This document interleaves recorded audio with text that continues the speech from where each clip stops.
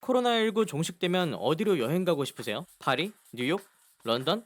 전 뉴욕에 가고 싶어요. 첫 코스로 전망대에 가서 뉴욕을 한눈에 쭉 보려고요. 아, 뉴욕에서 제일 높은 야외 전망대가 어딘지 아세요? 바로 엣지라는 전망대인데요. 엠파이어 스테이트 빌딩이 여기선 내려다 보인대요. 빌딩 100층에 삼각형 모서리가 삐죽 나와 있는 거 보이시죠? 그래서 이름이 엣지인데 맨해튼의 서쪽 끝 허드슨 야드에 있어요. 2025년 완공을 목표로 한창 재개발 중인 곳이죠. 사실 뉴욕 하면 사람 많고 빌딩 많은 도시로 알려져 있잖아요. 그런데 재개발할 땅이 있어? 그것도 맨해튼에? 싶으실 텐데 밀도 높은 대도시의 밀도를 좀 더 높이는 개발, 즉 고밀 개발은 세계 여러 대도시에서 진행했고 또 진행하고 있어요. 방금 말씀드린 허드슨 야드부터 알아볼게요.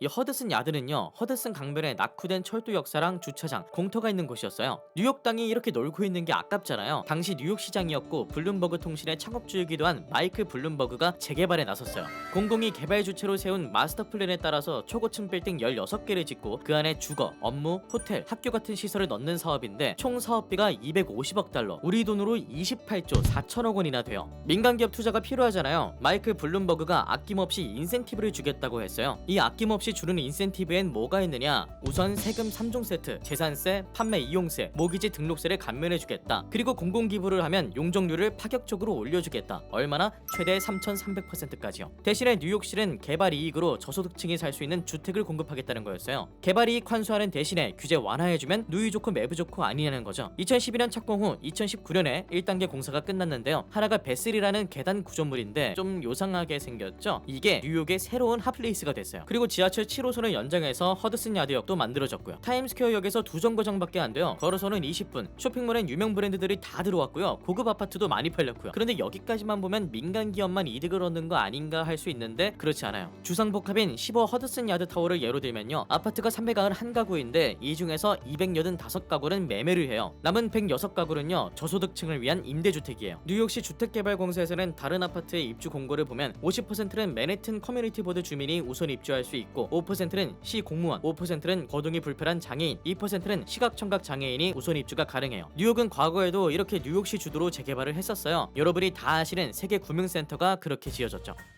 허드슨 강변에 있는 배터리 파크 시티는 원래 항구였는데 배를 대체할 교통수단이 많아지면서 덩그러니 남겨졌어요. 1968년에 뉴욕주가 설립한 배터리 파크 시티 개발공사가 뉴욕시로부터 부지를 임대해서 재개발을 추진하기 시작했죠. 좀 사연이 긴데 이따가 설명하고요. 배터리 파크 시티의 핵심은 저소득층 임대주택을 포함한 주거 공간을 1만 4천여 세대에 공급하는 거였어요. 거기에 업무 기능까지, 그래서 세계 구명센터를 지었고요. 그런데 단순히 건물만 많이 채워넣은 게 아니었어요. 트리베카 브릿지 타워를 보면요. 빌딩 안에 아파트, 상가, 초등학교가 다 들어가 있어요. 좋은 학교가 근처에 있어야 삶의 질이 높아진다는 이유였죠. 또 배터리 파크 시티가 녹지와 수변공원이 굉장히 아름답기로 유명해요. 뉴욕에서 가장 큰 워터프론트예요. 이렇게 시민이 누릴 수 있는 공공용지가 전체의 30%나 되는데 민간 주도라면 이렇게까지 못했을 수도 있어요. 여기 집 한 채만 더 넣어도 그게 얼마예요? 공공이 개발을 주도하면서 삶의 질을 높이는데 충실할 수도 있었죠. 아까 하다 말았던 배터리 파크 시티 개발공사 이야기로 돌아가면요. 1969년에 마스터 플랜을 세워서 부지 매립까지는 추진을 했었거든요. 근데 사실상 10년 넘게 진행이 안 됐어요. 왜였을까요? 초기 비용만 1억 8천만 달러나 필요한데 그 당시 개발 승인 절차가요 15단계나 됐어요. 누가 투자하려고 하겠어요? 그러면서 배터리 파크 시티 개발공사가 파산 위기까지 갔어요. 근데 마침 뉴욕시도 재정 상태가 안 좋았던 거예요. 뉴욕주와 뉴욕시가 우리가 힘을 모아서 뉴욕을 살리자 해서 1979년에 다시 마스터 플랜을 세워서 본격적으로 개발을 시작했고 2001년에 완료가 되면서 민간과 공공 모두 원하던 결과를 얻었어요. 아까 허드슨 야드가 개발 이익으로 저소득층 임대주택을 공급한다고 했죠. 그 원조가 배터리 파크 시티입니다.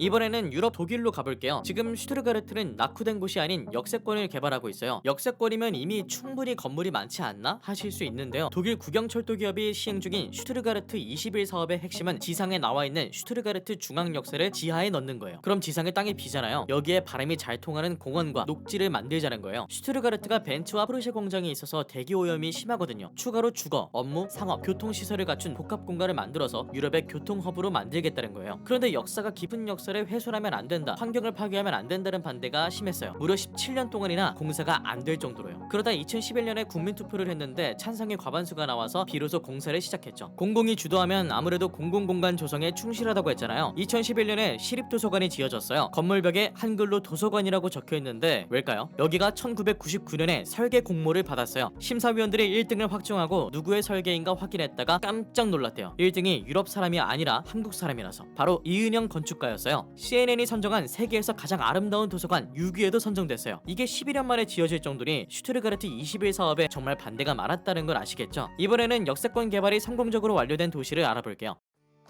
리브가 프랑스어로 뭐냐면 강이에요. 여기는 세느 강변 중심 해상교통, 철도 중심 육상교통이 발전한 요지였어요. 주변에 공장도 많았죠. 그런데 세월이 흐르면서 공장이 텅텅 비기 시작한 거예요. 이리저리 놓여있는 철길 때문에 개발도 안 되고 1990년대 후반에는 파리에서 제일 집값이 싼 슬럼가가 됐어요. 프랑스는 우리나라만큼 수도 인구 밀집이 심한 나라예요. 게다가 파리시 면적은 서울시의 6분의 1밖에 안 되거든요. 리브 고슈를 그대로 내버려둘 수가 없잖아요. 그래서 철길을 인공지반으로 덮어서 아래로는 그대로 기차가 다니게 하고 그 위에는 업무, 상업 공간의 35%, 주거 공간의 30%, 학교를 10%, 도로와 녹지를 25% 만들자는 게 리브고슈 프로젝트였죠. 규모도 큰데 실험적이기까지 한 개발이니 민간 회사에서 선뜻 나서기 어려웠죠. 여기서 잠깐, 파리하면 뭐가 떠오르세요? 에펠탑 말고 고층 빌딩보다는 아기자기하고 오래된 건물들이 떠오르잖아요. 파리는 경관을 보존하기 위해서 37m 고도 제한을 두고 있었는데 파리 개발공사가 리브고슈는 파격적으로 최고 137m까지 지을 수 있게 했습니다. 그래서 망설이던 민간 회사들이 하나둘 들어오기 시작했대요. 결과가 어땠냐면요, 아까 파리에는 고층 빌딩이 별로 없다고 말씀드렸는데 리브고슈는 고층 빌딩에 여러 기업이 엄청나게 들어와 있고요. 미테랑 도서관 같은 공공시설, 파리 7대학, 종합병원, 녹지까지 두루두루 갖춰서 삶의 질이 아주 좋아졌습니다. 특히 주택 5,000호를 공급하면서 절반을 공공임대주택으로 배정했어요. 품질에 신경을 많이 써서 외관이든 자재든 분양주택과 임대주택 사이에 별 차이가 없다고 합니다.